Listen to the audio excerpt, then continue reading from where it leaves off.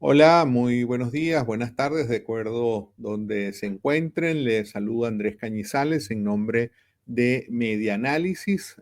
Estamos hoy en esta conversación que vamos a tener el día de hoy, cerrando un ciclo que hemos hecho para analizar esa relación entre el autoritarismo, la desinformación, cómo los regímenes que restringen las libertades también se ocupan de evitar que la sociedad esté informada o también evitar que fuera de sus fronteras se sepa con exactitud lo que está ocurriendo dentro de esos países. En este ciclo hemos tenido y hemos abordado el caso de Corea del Norte, de Cuba, Nicaragua, y el día de hoy vamos a hablar sobre China. Les recuerdo que estamos transmitiendo a esta hora por las cuentas en la red social X de los dos proyectos relacionados con la desinformación que lleva adelante Medianálisis, arroba cotejo info, nuestro portal de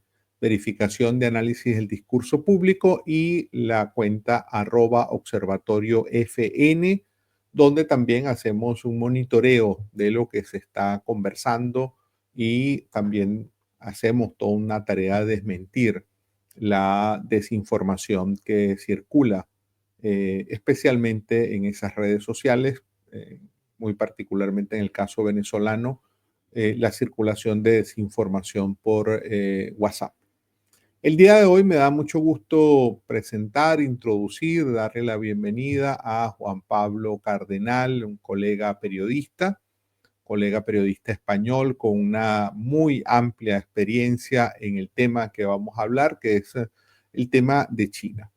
Juan Pablo es periodista, investigador especializado en la internacionalización de China, es investigador asociado del Centro de la Apertura y Desarrollo para América Latina, CADAL, una fundación aliada nuestra, y editor principal en CADAL del proyecto Análisis Cínico.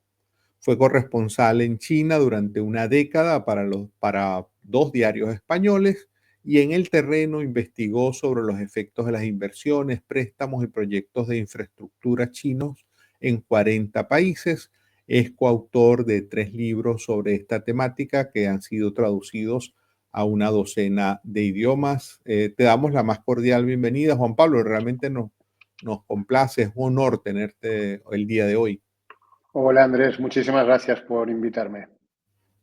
Juan Pablo, comencemos, aunque en el tiempo ya tú estás desligado de esa función como corresponsal internacional, pero bueno, estuviste unos cuantos años ejerciendo como tal en China.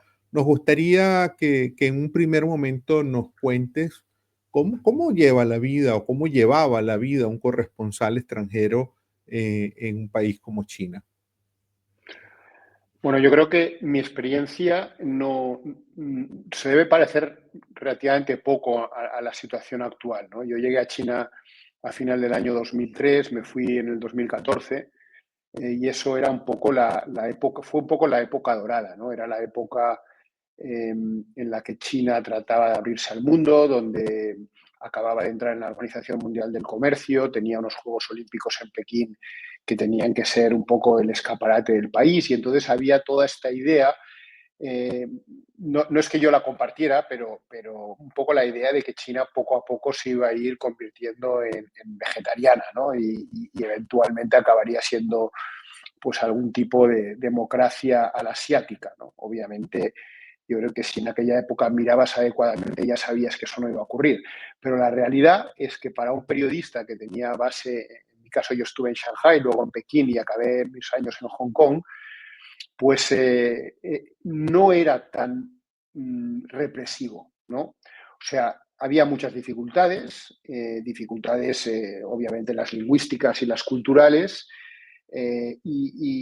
todas las dificultades políticas, ¿no? Pero de alguna manera era más entorpecer nuestro trabajo a diario, ¿no? Era un clásico pues ir a hacer historias de impacto social en la China rural, ¿no? Donde en aquella época del milagro chino pues había muchos atropellos, y entonces, claro, un periodista extranjero en un en un contexto de la China rural, pues llama mucho la atención y entonces ahí tienes muchas dificultades para moverte, enseguida tienes coches de la policía que te están siguiendo a lo largo del día y eso no era tan grave para nosotros como lo era para nuestras fuentes o para nuestros fixers, ¿no? Porque casi todos nosotros, hablásemos o no hablásemos chino, una cosa era poder defenderte, en mi caso, para moverme en mi chino precario, pero no, eso nunca era suficiente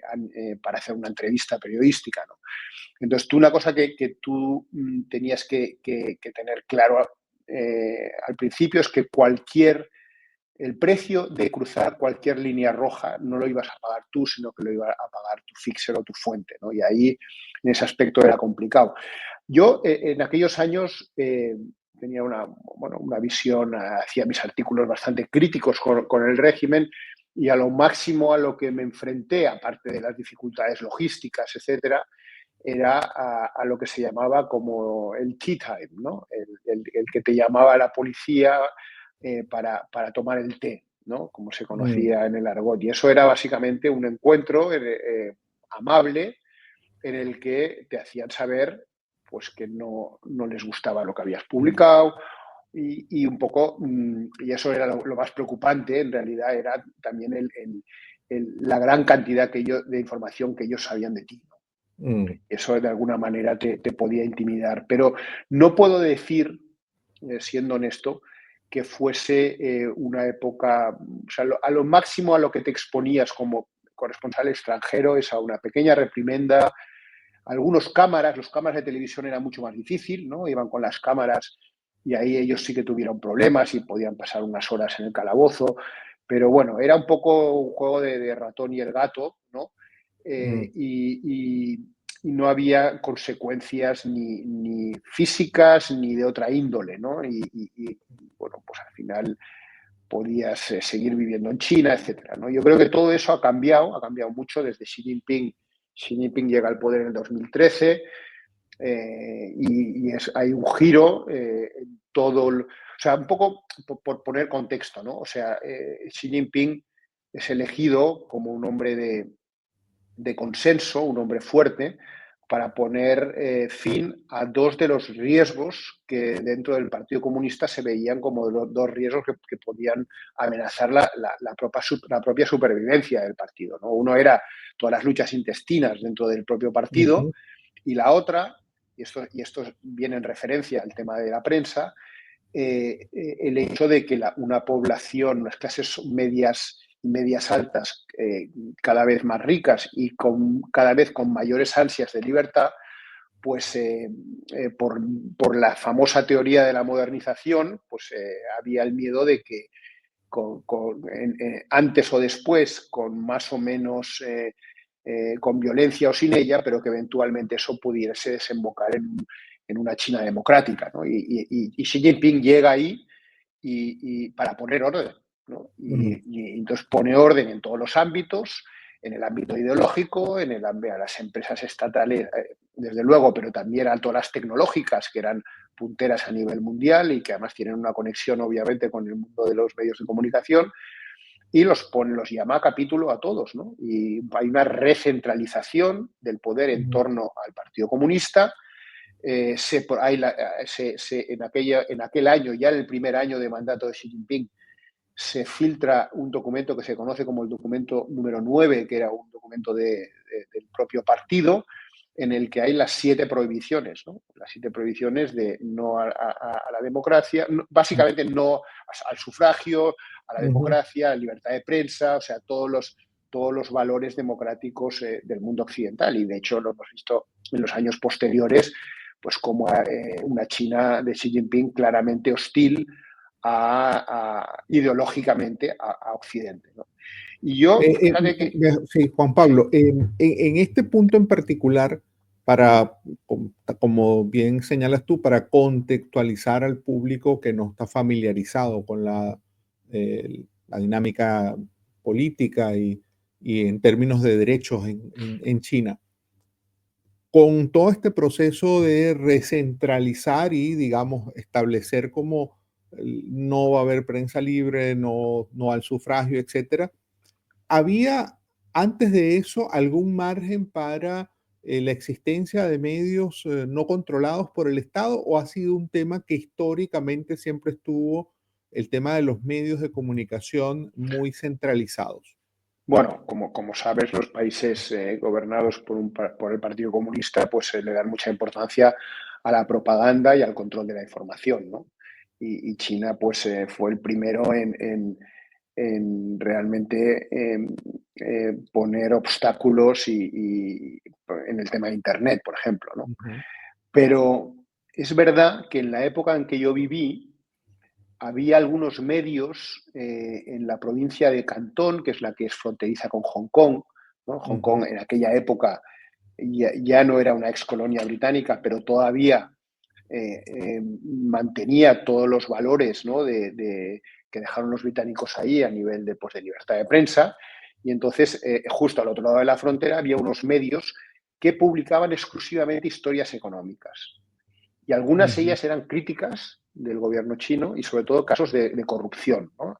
No tanto del gobierno central, eso es una línea roja, es un tabú, pero sí de corrupciones a nivel local. ¿No? ujú, Y lo que parecía, ¿no? Y de hecho nosotros usábamos, los periodistas que estábamos ahí en aquella época, había grandes historias que sacaban los periodistas chinos, hay una revista muy famosa que se llama Caixin, siempre, nunca de temas políticos, siempre temas ujú, económicos, pero muy, o sea, historias muy poderosas y muy críticas, ¿no? Y había una tolerancia a eso, ¿no? mm, Entonces, bueno, era una área más, un ámbito más en el que si tú querías creer que China iba a evolucionar, ¿no? ujú, Hacia un país democrático, ese era un buen ejemplo, ¿no? Entre ujú, otros, ¿no? Pero todo eso terminó, ¿no? Y mm, terminó, ya digo, con la llegada de Xi Jinping, pero ahora la situación, o sea, dentro de que cambia todo en el año 2013, todo empieza a empeorar. ¿Y cuándo empeora a nivel mediático y a nivel para los periodistas dentro del mandato de Xi Jinping? El año 2020, ¿no? Con el COVID, pero es que ujú, después del COVID ya veníamos de años y posteriormente también de la famosa Ley de Seguridad Nacional en Hong Kong, ¿no? Ahora hablaremos un momento de Hong Kong, ujú, y de todo el tema de lo que se ha llamado el genocidio, o alguien lo mencionó como genocidio en la provincia musulmana de Xinjiang, ¿no?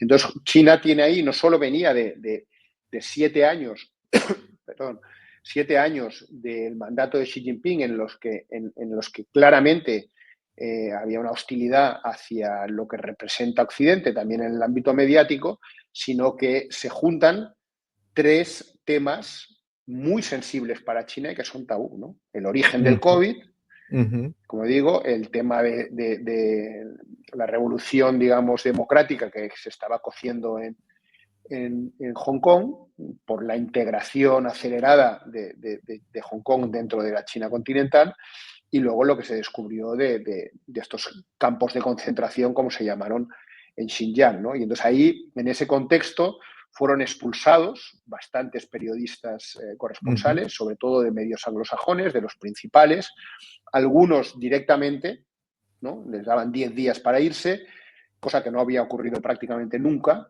y otros por la vía de no renovarles el visado, ¿no? por Ese siempre es supuesto. una espada de Damocles que teníamos todos los periodistas ahí, ¿no? Te hacían saber que si les enfadabas mucho, pues a lo mejor estabas arriesgando la renovación del visado, ¿no? Mm, Y ahora, pues yo hace muchos años que no voy a China, pero lo que me cuentan mis colegas que siguen allí es que el ambiente es mucho más represivo que entonces. Bueno, China está en el ranking de Reporteros Sin Fronteras, está el número 172 de 180 países, ¿no? O ujú. sea, realmente o sea, hay una censura absoluta y un entorno muy represivo para los periodistas, ¿no?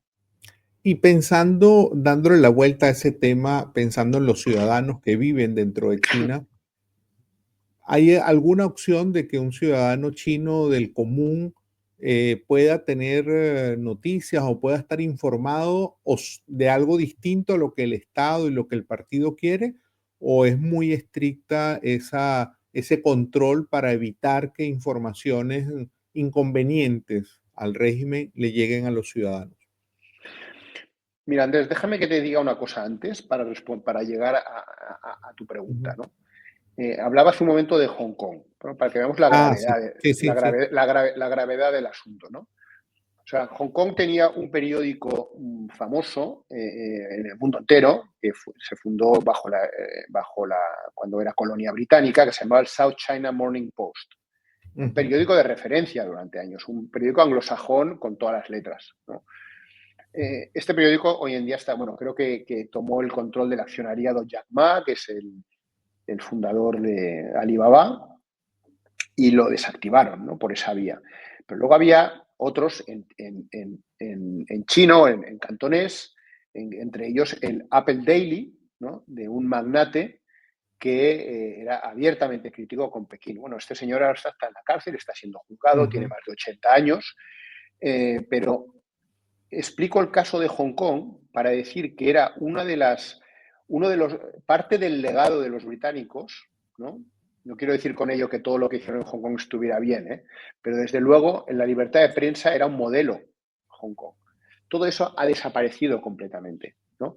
No solo porque el principal periódico en inglés fue tomado accionarialmente y reconducido y domesticado en favor del régimen, sino que el periódico más combativo en la lengua autóctona pues ha desaparecido, ¿no? mm, Y su principal accionista y fundador está en la cárcel, en la ¿no? cárcel, sí. Pero además es que hay una ley de seguridad nacional de Hong Kong, ¿no? Que se aprobó en el 2021, que es una ley muy escueta, muy ambigua, y por lo tanto cualquiera puede caer dentro de la tipificación de estar promoviendo la secesión de Hong Kong de China, ¿no? Entonces, cualquier periodista y ONGs que estaban allí en Hong Kong han decidido irse a Taiwán, porque Mm, por el miedo a que cualquier cosa que puedas escribir pueda dar contigo en la cárcel con sentencias larguísimas, ¿no? Parece mentira, ¿no? Yo viví en Hong Kong hasta el año 2014, ya había la señal, los síntomas, ¿no? De que esto no estaba yendo por el buen camino, por eso se inició la famosa revolución de los paraguas, pero desde luego 10 años antes, pues en el 97, perdón, cuando vuelve, cuando vuelve a soberanía china, pues bueno, Hong Kong era un paraíso para la prensa, ¿no? Y en sí, sí, cuestión sí. de 20 años, pues eso ha Mm, desaparecido completamente. Respondiendo específicamente a tu pregunta, déjame que te ponga un ejemplo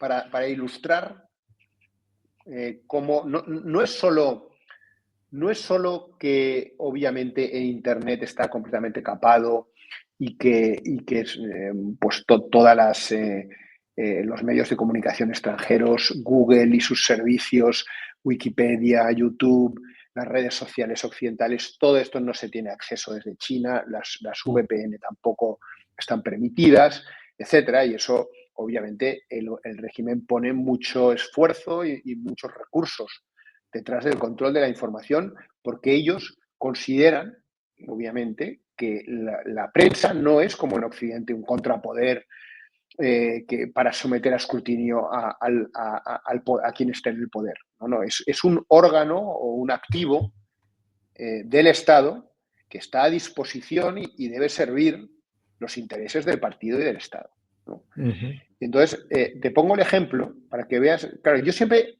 había tenido la duda, ¿no? Porque ya al final y al cabo los periodistas que hemos estado allí hemos vivido en Shanghái o en Pekín normalmente, en un entorno rural relativamente avanzado, con mucha gente internacional, ¿no? Pero piensas, bueno, y aparte de estos chinos que yo conozco, que viajan al extranjero y que pueden ver otras cosas, el común de los chinos, ¿qué saben, ¿no? Realmente, ¿no? Porque obviamente en Internet tú pones la palabra Tiananmen, ¿no? Masacre de Tiananmen, y no vas a llegar a ningún sitio, eso está completamente bloqueado, ¿no? ujú, Bueno, pues yo conozco un ciudadano chino, joven, bastante joven, que vive en España, que llegó a España hace entre 5 y 10 años, con 20 y tantos años, a estudiar un máster. Y empezó a informarse sobre su país y descubrió una serie de cosas sobre su país que le llevaron a decidir dejarlo todo para convertirse en disidente. Es un disidente que vive en España, que no tiene el pasaporte, obviamente no se lo han renovado y tiene la movilidad muy reducida, pero él ha decidido que lo que ha podido averiguar de su país durante los últimos años es tan grave que básicamente quiere dedicar su vida o parte de su vida a denunciar al Partido Comunista y a denunciar estos abusos, ¿no? Bueno, yo recuerdo el día que le pregunté que él qué sabía cuando estaba en China. Él vivía en una provincia rural, pero no muy lejana de Shanghái, pero es verdad que no vivía en una gran ciudad de primer nivel. Creo que se puede considerar un chino común, ¿no? Pero además no de 70 años, tenía 25 Claro. años cuando llegó a España, ¿no? Mm. Fue a la universidad. Él no sabía un montón de cosas de su país.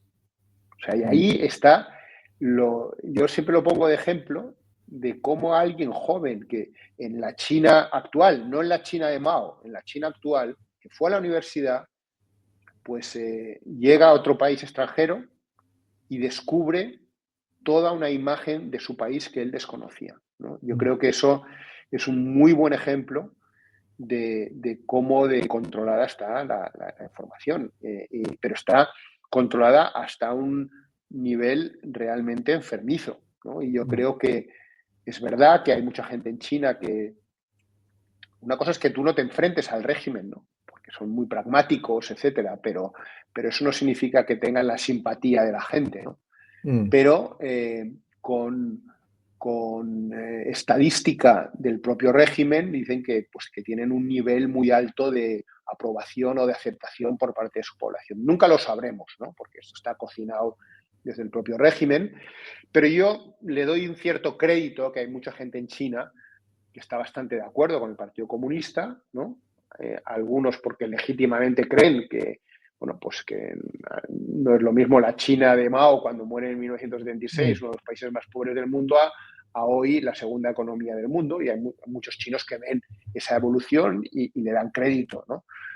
Pero también es verdad que muchos no son conscientes del lado oculto, ¿no? De la China, que menos amable, ¿no? Que ellos no conocen, ¿no? Y yo creo que, vamos, esto es mi opinión y a lo mejor no podría poner una evidencia detrás de lo que voy a decir, pero yo creo que la mayoría de chinos jóvenes de menos de 35 años no saben lo que fue Tiananmen, no Mm. saben lo que ocurrió, ¿no? Que fue un Mm. momento realmente complicado del último medio siglo de China, ¿no?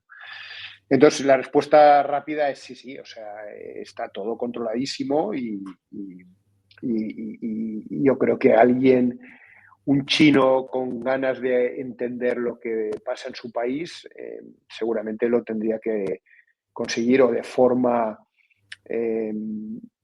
no legal, digamos, ¿no? A través de, o no, informarse por otras vías, pongámoslo así, o desde el extranjero, ¿no? Mm. En relación con lo que mencionabas ahora, Juan Pablo, de las tecnológicas, esa presencia que es muy habitual, digamos, en Occidente de redes sociales, buscadores, correos electrónicos, etcétera. Dentro de China, esas empresas están restringidas. China ha creado sus propias alternativas tecnológicas y para que la gente las use, obviamente, en el contexto en el que vivimos, global, etcétera. Pero esas plataformas chinas también pueden servir un poco para saber lo que está haciendo la gente y tener mayor control sobre la gente. A ver, yo no conozco tanto el detalle, ¿no?, de tu pregunta. Lo que te puedo decir es que son plataformas que se aplican una gran autocensura, que están fuertemente sometidas a la regulación. Da igual que sean estatales o medios privados, porque los hay, medios privados o mixtos, ¿vale? Todas son objeto de censura y todas deben seguir las directrices del Departamento de Propaganda del Partido Comunista Chino, ¿no? Ahora, yo, o sea, no te puedo responder específicamente a tu pregunta porque no es un ámbito en el que yo haya investigado profundamente. No es el ámbito de donde yo suelo trabajar, ¿no? Pero, o sea, estoy absolutamente convencido bueno, a ver, lo que es seguro es que todas las empresas estatales y las grandes empresas privadas del país tienen la obligación por ley, de cooperar con los servicios de inteligencia de China, ¿no? Y la mayoría de las grandes empresas chinas tienen un comité del partido dentro del Consejo de Administración. O sea, el partido está en todas las grandes empresas, ¿no? Eso yo creo que ya te dice bastante. Pero déjame que te dé otro dato, ¿no? Vamos a hacer una analogía más que contestar a tu pregunta, Andrés. En China se estima, 540 millones de cámaras de vigilancia. Eso es más de la mitad del universo de cámaras de vigilancia que hay en el mundo, y muchas de ellas están dotadas de inteligencia artificial, o sea, reconocimiento facial, etcétera, que de hecho, como sabrás perfectamente, pues están exportando a países como el tuyo, ¿no? A Venezuela, ¿no? O sea, que China está exportando también toda esta forma de actuar, ¿no? No es solo los estándares de sus infraestructuras y de su forma de hacer negocios, ¿no? Bueno, yo leí en un informe hace un par de años, o hace un año, no me acuerdo exactamente cuándo, que decían que gracias a estos 540 millones de cámaras de vigilancia, ellos pueden localizar a cualquier persona que esté en China, que es un país de 1.300, 1.400 millones de personas, en 7 minutos. Imagínate.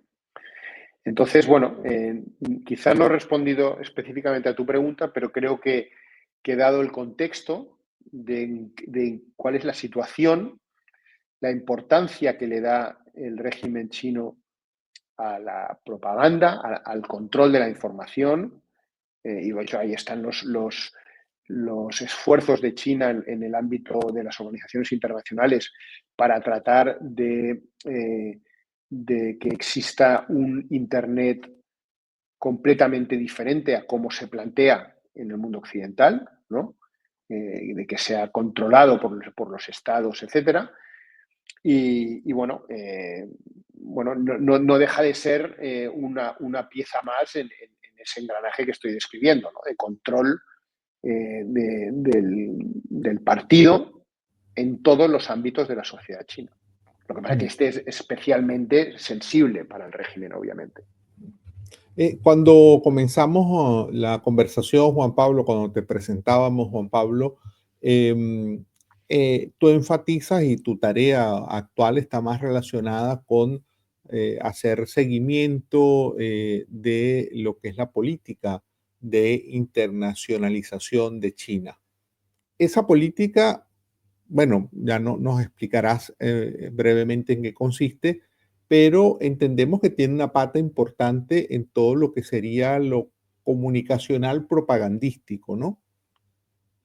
Así es, bueno, en el caso específico de Latinoamérica, que es donde me he estado enfocando en los últimos años, aunque tengo que decir que América Latina no es distinta a otras regiones, o sea, China tiene una estrategia global de internacionalización, que es básicamente garantizarse su suministro futuro de recursos naturales, porque algunos de los motores de la economía china, como la fábrica del mundo o la urbanización de China, son muy dependientes de los recursos naturales.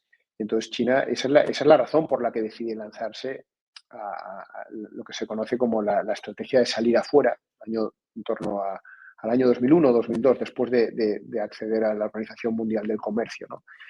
Y también había otras razones, como la liberar de sobrecapacidad a sus empresas estatales, que las empresas estatales se convirtieran en jugadores globales. Bueno, todo lo que hemos visto en este periodo de 20 años de globalización, que fue una época, digamos, no exenta de conflictos, pero bueno, en tanto que todos ganaban, pues parecía que estaba todo bien, ¿no? Y eso un poco se cae con el COVID y que el resto del mundo, o el mundo occidental en concreto, abre los ojos y se da cuenta que no es una buena idea poner en manos de China pues las cadenas de suministro estratégicas, ¿no? Y ahí pues ahora estamos ahora en este proceso de, digamos, de desglobalización selectiva, por mencionarlo de alguna manera, ¿no? Ujú. Bueno, en esa, digamos, ofensiva, entre comillas, económica, no solo viene la parte, las infraestructuras, las inversiones y el comercio, ¿no? Y los préstamos.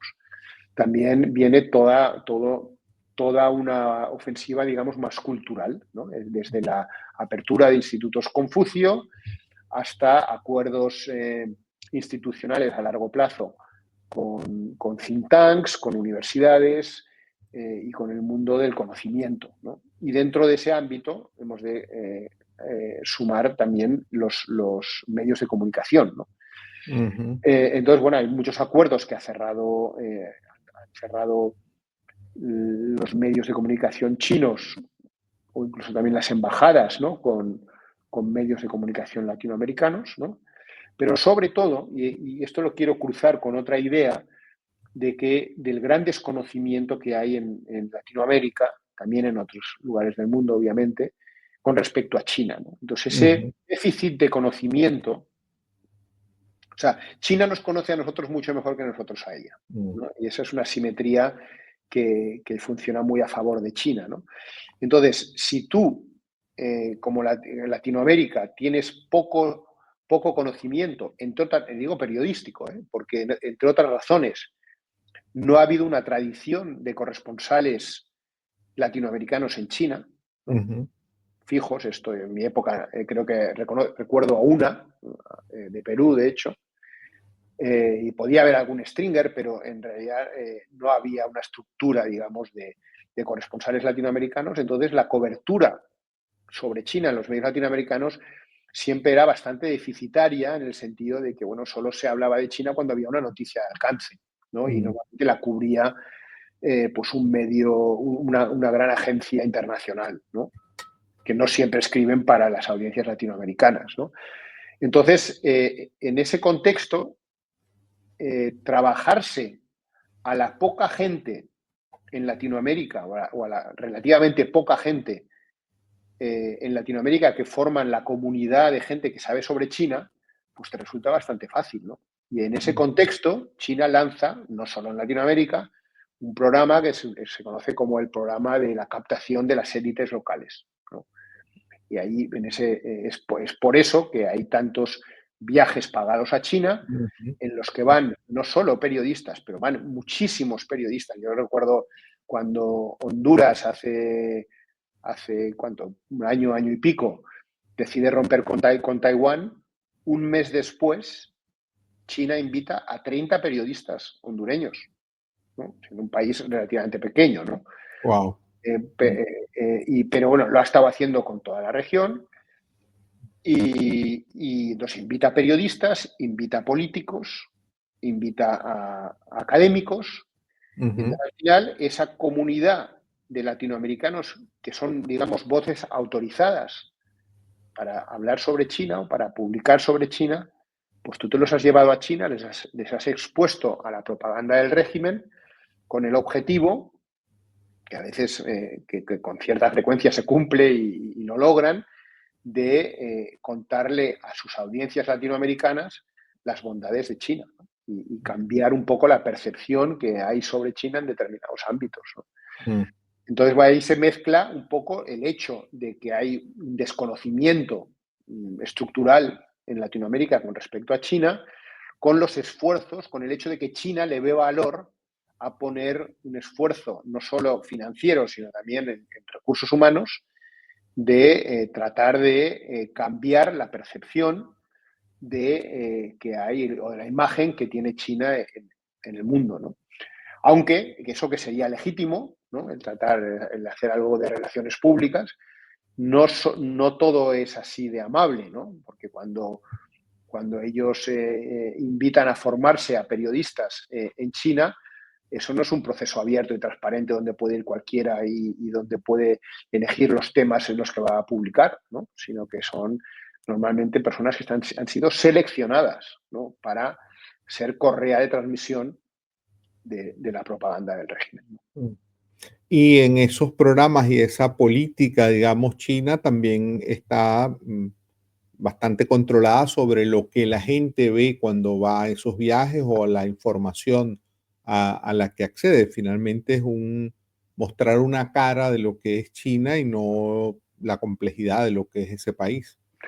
Efectivamente, y de hecho yo siempre digo, porque he hablado con gente, algunos colegas que han estado en estos viajes, yo siempre digo que hay que ir a esos viajes, ¿no?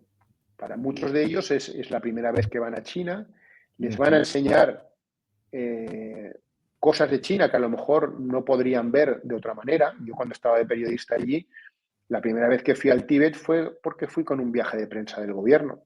Y cuando la primera vez que entré en una central nuclear, lo mismo. Y si no, no habría podido ir, ¿no? ujú, O sea, yo creo que está bien que vayan, ¿no? Y que aprendan, porque además el aprendizaje de China es un proceso muy lento. Está bien entender qué es lo que piensa Pekín sobre los distintos temas. Lo que pasa es que tienes que ir con los deberes hechos y tienes que entender que hay la otra cara de China que no vas a ver en ese viaje. En ese viaje te van a ujú, enseñar las infraestructuras, te van a dar un discurso del relato oficial de China, como China ve China y como China ve el mundo, ¿no? ujú, Y está muy bien saber eso. Vas a poder ir a ver la sede de Huawei, te van a llevar a comer a unos sitios maravillosos y vas a ser objeto de toda la generosidad y de toda la hospitalidad en la que los chinos son maestros, ¿no? Y todo eso está bien, ¿no? Lo que pasa es que tienes que saber dónde vas, que es tu responsabilidad entender que hay otra cara de la moneda y que si tú tienes, pues escribes artículos o tienes alguna forma de difundir tu imagen sobre China, no puedes simplemente dar la imagen que te han transmitido durante ese viaje, porque ujú, obviamente es una imagen que no solo parcial, sino que además es incompleta. ujú. Ya para cerrar, Juan Pablo, para un público no especializado en el tema chino, pero que eventualmente quiera tener información un poco más contrastada, más independiente, ¿qué le podrías recomendar a un ciudadano de América Latina o una persona en cualquiera de nuestros países de habla hispana? ¿Te refieres para saber lo que China hace? Sí, tener como cuáles serían fuentes informativas, bien sea medios, expertos, centros especializados que sería interesante tener en el mapa si uno quisiese buscar más información sobre China. Bueno, a ver, yo creo que la primera parada, obviamente, son los medios internacionales de referencia, ¿no? Aunque obviamente eh, yo creo que cada uno hace la cobertura que quiere. Yo en mi caso tengo algunos medios que sigo y otros que no, y lo mismo pasa con ONGs, lo mismo pasa con distintos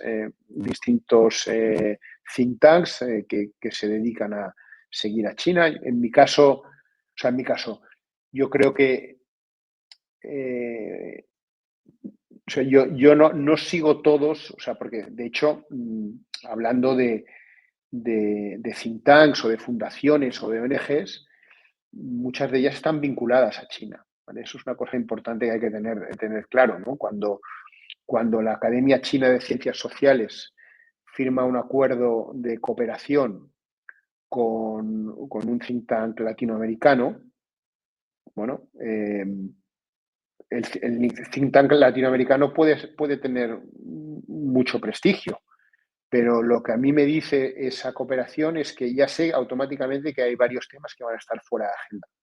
Ya sé que no se van a abordar determinados temas, ¿no?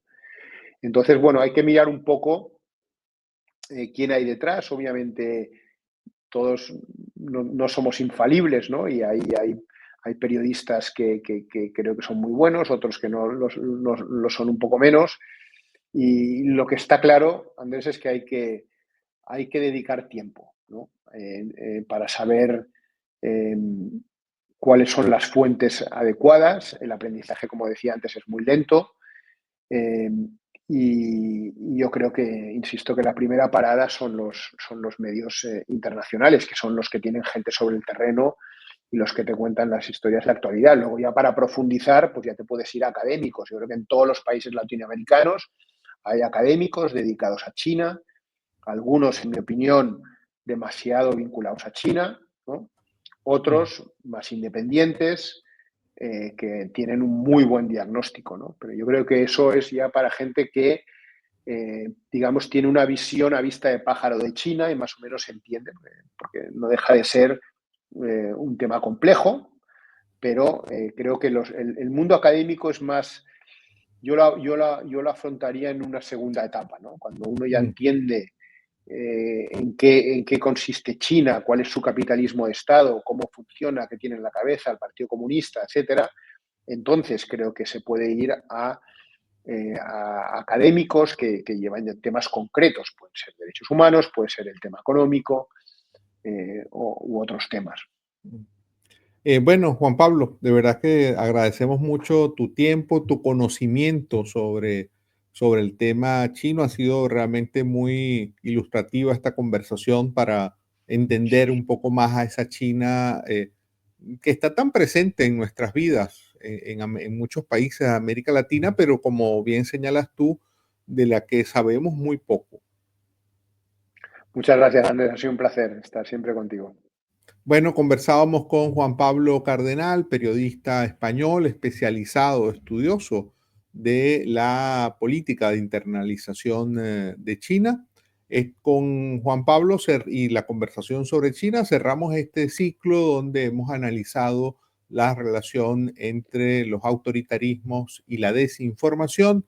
Conversamos sobre Corea del Norte, Cuba, Nicaragua y hoy cerramos con China. Les invitamos a que estén atentos a nuestras redes sociales para unos próximos encuentros, próximas conversaciones. Hasta pronto.